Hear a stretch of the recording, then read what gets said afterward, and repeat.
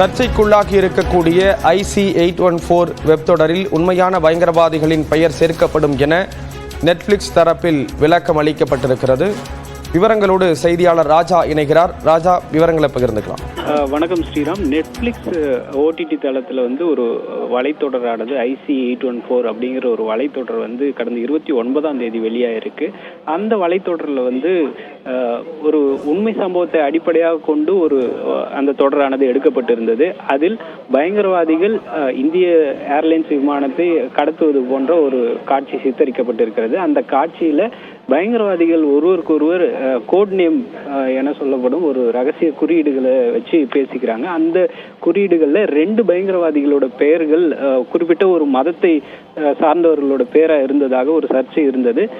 இந்த நிலையில இது சம்பந்தமா ஒரு விளக்கம் அளிக்கணும் சொல்லி தகவல் ஒலிபரப்புத்துறை அமைச்சகத்திலிருந்து ஒரு அறிக்கை வெளியாகி இருந்த நிலையில தற்போது அந்த தகவல் ஒலிபரப்புத்துறை அமைச்சகத்துக்கு நேரில் நெட்ஃபிளிக்ஸ் அதிகாரிகள் 2 பேர் நேரில் போய் சந்திச்சு விளக்கம் அளித்த நிலையில தற்போது அந்த பயங்கரவாதிகளின் மதத்தின் பெயரையோ அல்லது அந்த சித்தரிக்கப்பட்ட உண்மையான பயங்கரவாதிகளின் பெயரை மாத்துறதுக்கு நெட்ஃபிளிக்ஸ் தற்போது ஒப்புதல் அளிச்சிருக்கிறதா நமக்கு தகவல் கிடைச்சிருக்கு.